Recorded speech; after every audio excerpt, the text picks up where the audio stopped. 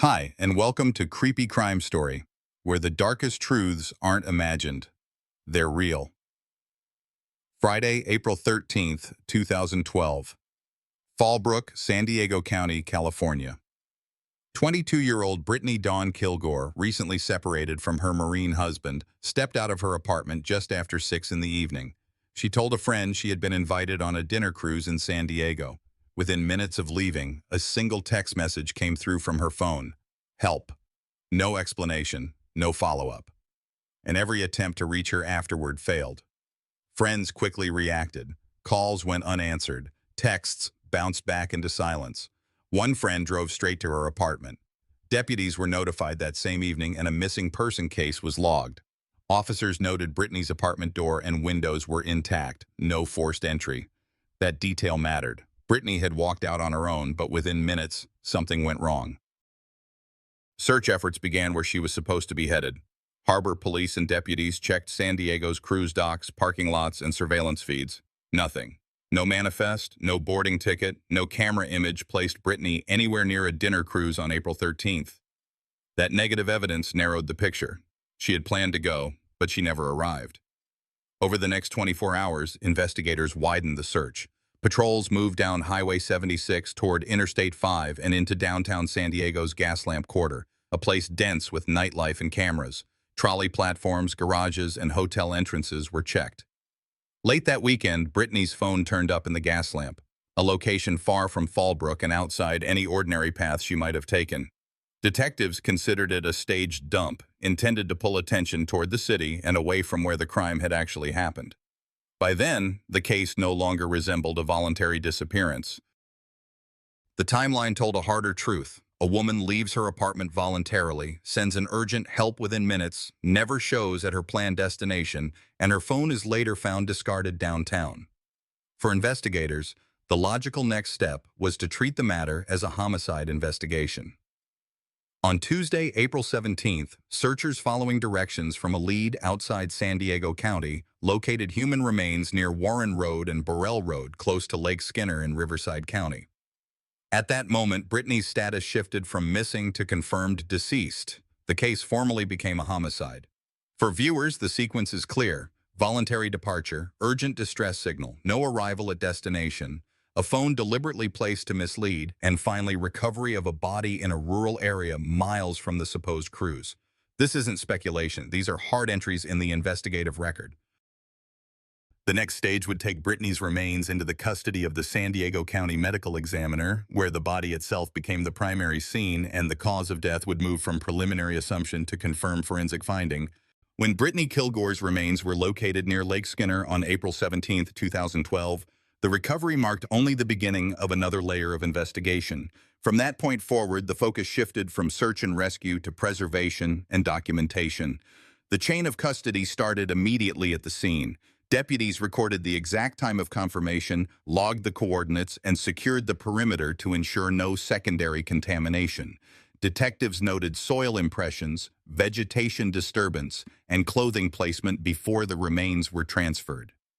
The San Diego County Medical Examiner's office was notified, and by 5:50 p.m., an investigator was physically on scene to supervise removal. By 7:13 p.m., the body was sealed in a transport container and driven under escort to the ME's facility on Overland Avenue. In cases like this, every timestamp matters. Investigators know that defense attorneys will scrutinize any possible gap in the chain. So every action, from zip-tying the transport bag to recording which deputy signed custody forms, was written into the log. At the morgue, the file was cross-referenced with evidence receipts to prevent later disputes about identity or handling. The autopsy began the next morning, April 18th at 9:31 a.m. in a secure suite. According to official records, the body was examined head to toe before incisions were made. Clothing was photographed and cataloged. Ligature markings were noted around the neck with hemorrhaging in the soft tissue beneath.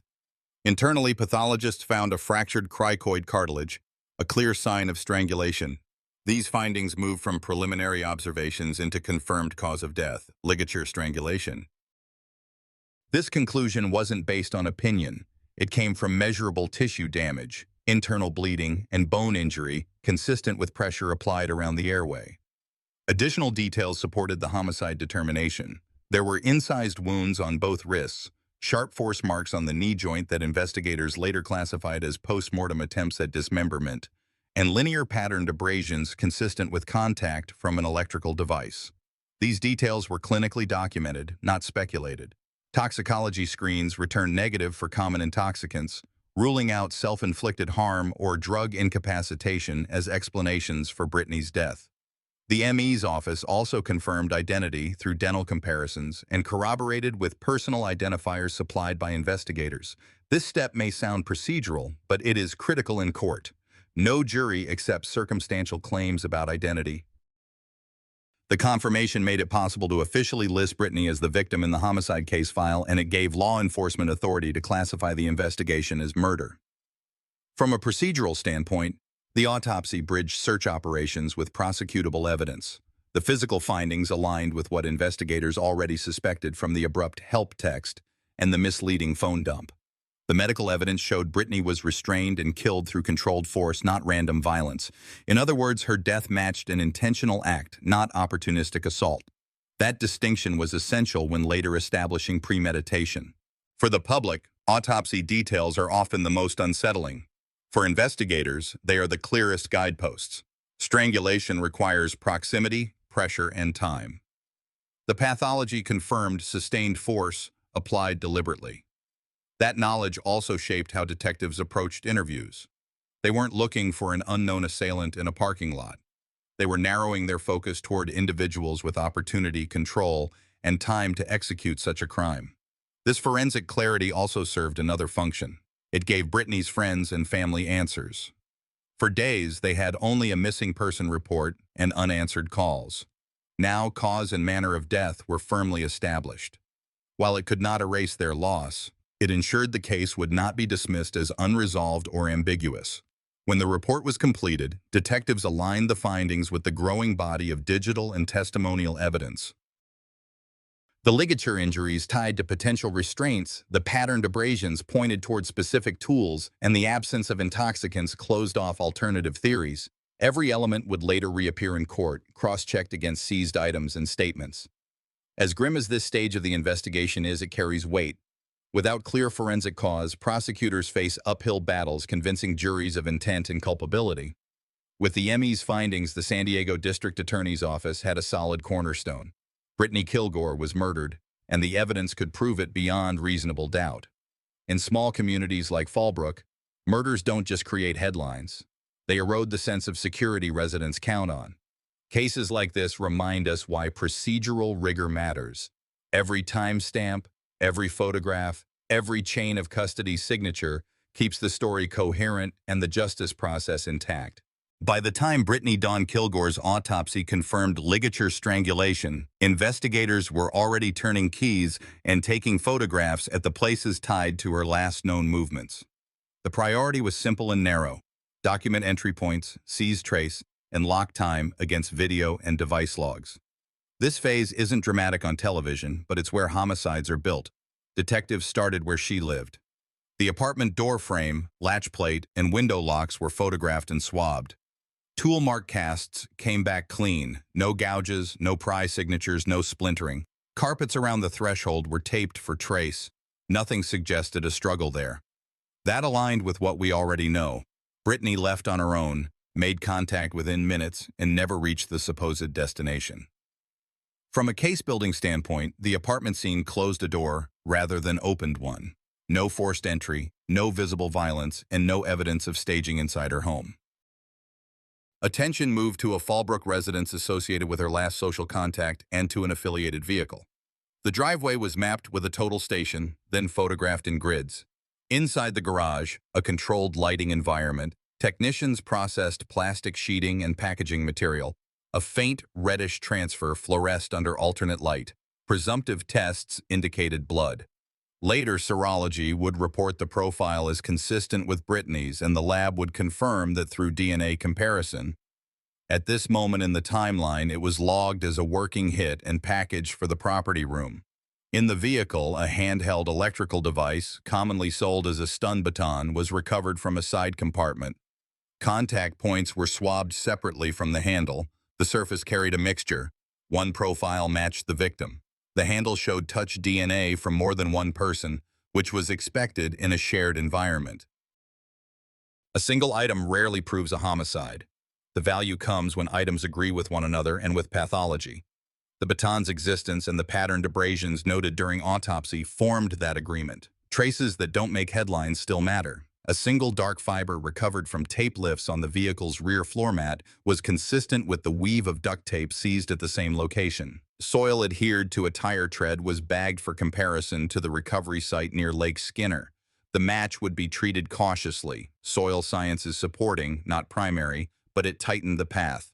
Technicians also lifted latent prints from interior surfaces. None changed the direction of the inquiry, but each print excluded another outsider and reinforced the conclusion that the space was controlled by a small circle of users.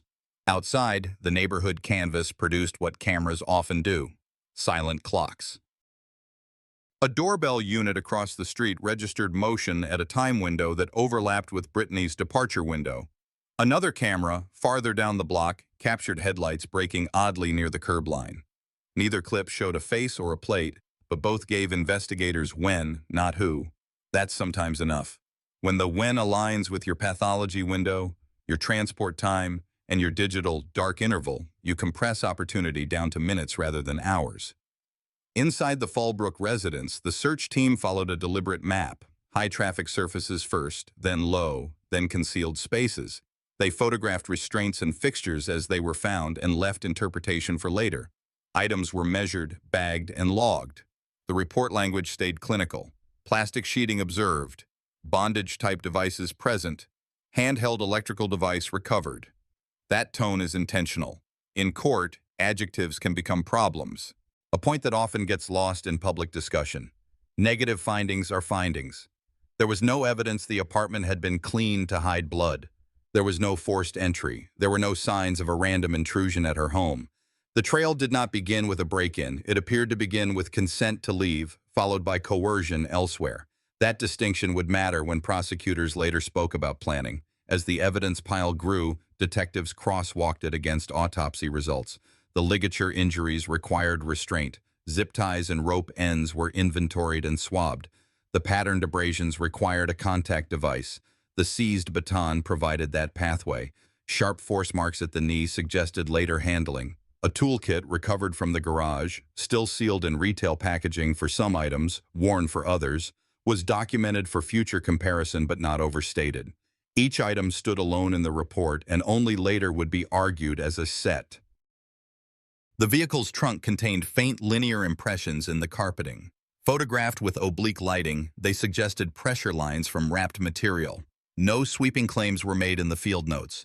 Technicians simply captured the pattern, cast what they could, and moved on. The admissibility fights would come months later. For now, the job was to preserve, not persuade. Neighbor interviews added one more piece. Between late afternoon and early evening on April 13th, no one in the immediate cluster saw Brittany return home. That statement, paired with the camera times and the lack of any verified presence at the San Diego docks, left little room for a benign explanation. She left, asked for help within minutes, and all subsequent signals pointed away from the plan she'd described. Cases like this are built by discipline. You don't overread a smear or guess at a print. You take the apartment off the board because it's clean. You elevate the residents in car because they aren't. And you let the lab, not narrative, tell you if the traces truly align. In small communities, it bears repeating. The integrity of the process is part of the justice you owe the victim. With cause and manner fixed, the next layer was movement. What the phone, the city's cameras, and routine registries could say when Brittany stopped answering. Investigators issued preservation requests to the carrier immediately. The help text was captured from the recipient's handset. The carrier returned metadata that framed the minutes before and after. There were subsequent messages from Brittany's number later that night, but investigators flagged them for a simple reason. The phrasing didn't match her prior habits. The working note in the file was cautious, questioned authorship, because in 2012 you measure attribution by comparing what you can see against what you can prove, not by guessing tone. Cell site data placed the device on sectors consistent with Fallbrook just after departure, then handed off to urban sectors downtown. That arc fit what was already known about the supposed plan to head to San Diego, but the timeline drifted from plausible to impossible when dock checks stayed negative and the handset surfaced as recovered property. Transit security logged a found phone in the gas lamp quarter. The intake record gave a timestamp, a location, and nothing else about who set it down. The phone's presence there, without any camera or manifest corroborating the planned cruise, read as a deliberate placement rather than a lost device. Cameras gave time, not identity. Harbor Police confirmed no boarding image, no ticket, no dockside footage of Brittany. Nearby garage cameras offered vehicle counts at entry and exit lanes, but nothing that could tie her face to an arrival. A trolley platform camera stored low-resolution motion that confirmed bustle on the right minutes, but not the person.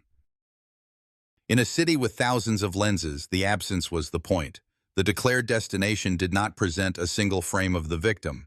Negative evidence isn't dramatic, but it draws borders around a crime.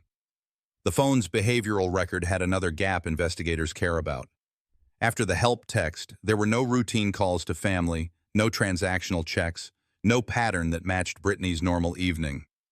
That silence, coupled with the downtown dump, shaped the analysis. You can't rely on GPS in 2012 the way you can now. You rely on sectors, handoffs, and the habits of the person you're trying to protect. Here, the habits were gone almost within minutes. The pivot came from a room across town. Officers conducting a welfare check at a Point Loma motel recovered a multi-page letter left by an occupant. The language was specific enough to send search teams inland toward Winchester near Lake Skinner. Detectives did not treat the letter as proof of anything on its own. They treated it as a map to test against terrain. That approach kept the file clean. Follow what's on paper, confirm on the ground, and only then assign weight. Financial checks ran in parallel. According to contemporaneous reports and filings, there was no documented bank withdrawal by Brittany after she left her apartment and no verified card use at downtown locations that night. The lack of ordinary spending doesn't prove what happened, but it complements the rest. A person on a social evening generates traces: parking, food, rides, admissions. When those traces are missing and a phone is dumped where cameras are plentiful, the movement looks curated, not casual. Carriers returned call detail records that showed a small cluster of attempts from Brittany's friends in the first hour, then more attempts later that night as word spread. None reached her. Investigators overlaid those logs with the camera windows and the autopsy's general window for time of death. The result is what one detective later summarized in an internal memo as a compression of opportunity. The viable period for abduction and restraint was shorter than it first appeared, because movement toward downtown was manufactured through the phone's later location, rather than by the victim's presence. Back at the Point Loma motel, registries confirmed who had the room and when. Front desk staff described routine payment and standard ID procedures. Those details were logged, not dramatized. A property receipt showed the letter's chain of custody from the room to the evidence locker. The document itself became a working guide for search teams in Riverside County, specific landmarks, road references, and a description of natural cover. When those features matched the terrain near Warren Road and Burrell Road, the search plan narrowed to a grid instead of a county. Cameras also help by what they didn't show at the times that mattered.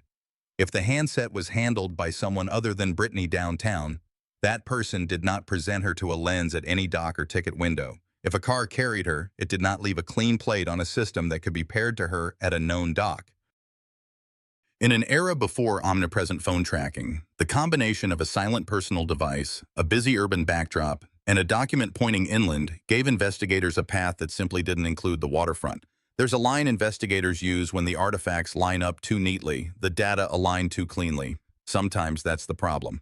Here, the alignment, help early, phone downtown, letter inland, wasn't a narrative flourish. It was a trail with a gap in the middle where a person's choices should have been. That gap is where planning lives. Audience members often ask what to do with this kind of information. The practical answer is basic. Share live location with a trusted contact when you step out with someone you don't know well, and if you receive a one-word alert like help, call 911 and preserve the device that received it. In this story, the phone that told the truth sat with the friend. The phone that tried to distract ended up in a downtown intake log. And by now, the digital and municipal layers had done their job. They set the boundaries of where and when without overpromising who. The next progression is to compare words to those boundaries, what people said they did against what the clocks and records allow. The goal here was straightforward: put words against clocks. Detectives scheduled structured interviews with friends, acquaintances, and the people tied to Brittany's last movements, then measured each account against carrier metadata, camera windows, and the Point Loma Motel paperwork already logged. The closest friends were heard first. Each described Brittany as cautious that week and not enthusiastic about going out. Their phones showed calls and texts within minutes of her departure, replies that never connected. That detail was already captured in logs, but the interviews added something quantifiable. Exact phrasing and tone Brittany used earlier that day, which later helped analysts flag the post-help messages as out of pattern. Friends also confirmed the dinner cruise was presented as a plan, not a reservation. No one saw a ticket or received a dock time from her that evening. Detectives then took statements from the individuals who said they were with or in contact with Brittany near the time she left. The core claims tracked as social evening rides offered and brief in-person interactions, followed by denials of any knowledge after she supposedly headed downtown. Those claims were compared to known anchors. There was still no boarding record, camera frame, or ticket data placing Brittany at the waterfront. Carrier logs showed attempted incoming calls to her phone later that night that were unanswered. When a person's story relies on normal social movement downtown, but every normal transactional trace is absent, the gap becomes the subject of the interview. Investigators tighten questions around the Point Loma Motel. The room's registry and the recovery of the letter were already documented. Interviewed parties offered explanations that the letter's language was dramatized, hypothetical, or unrelated. Detectives kept the focus narrow. Why that content? Why those directions? And why the timing? Answers were nonspecific, which is where time helps. When a statement leaves the when floating and the file has stamps for room use and later inland search activity that produced a recovery, the statement loses weight in the official summary. Language analysis was used carefully.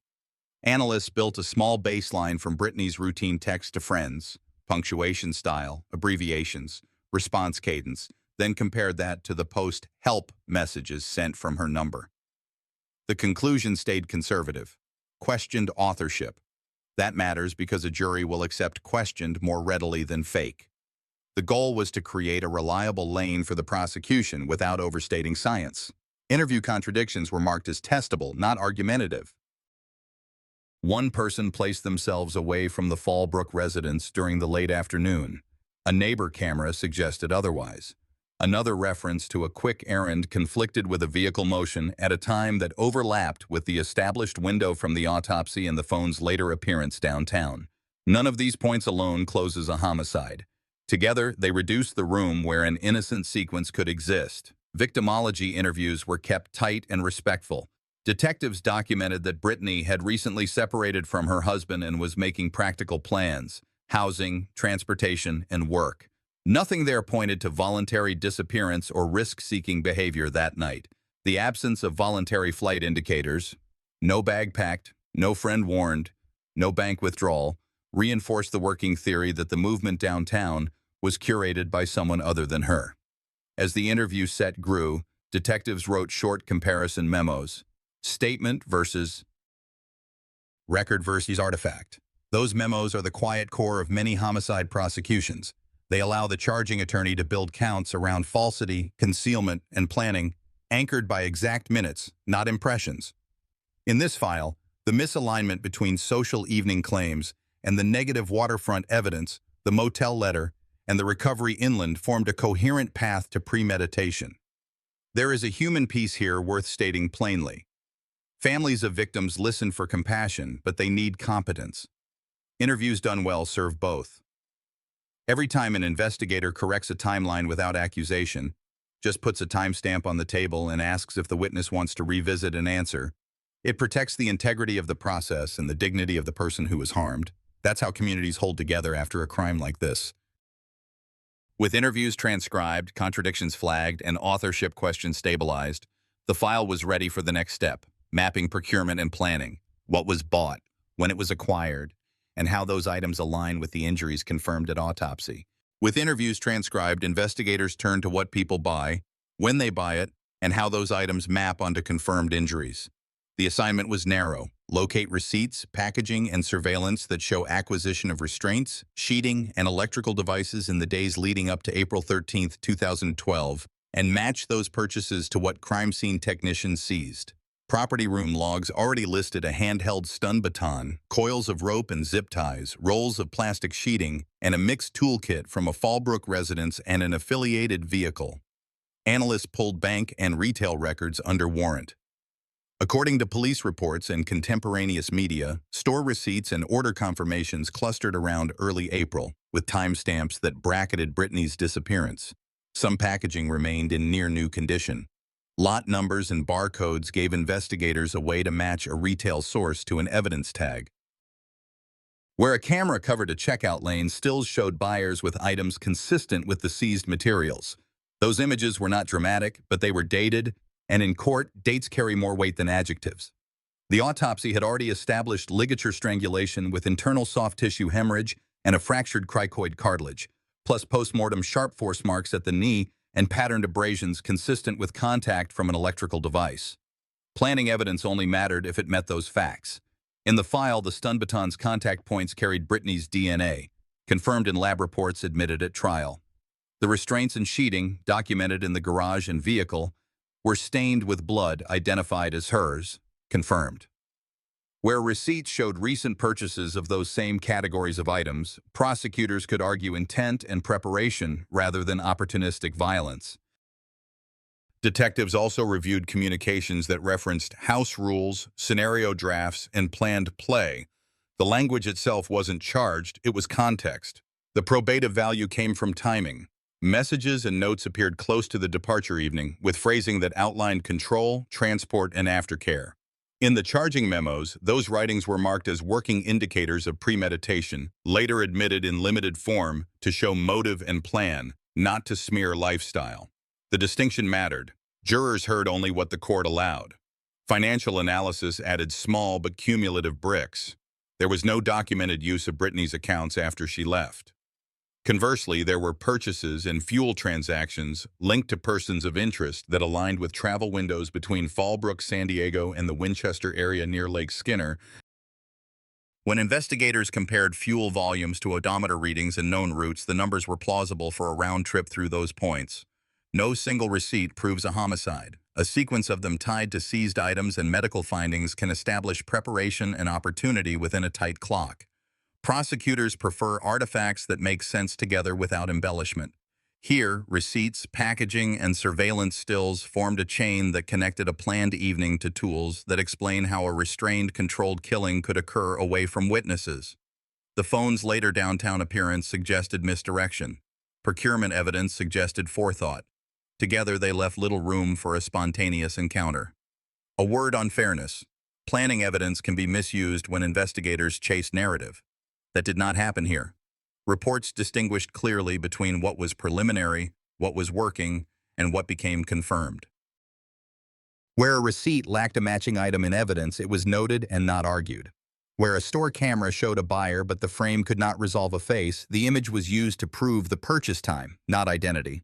That restraint preserved credibility for the pieces that were strong: DNA on the contact device, blood on the sheeting, and receipts that bracketed the medical window. Communities rely on competence after a violent crime.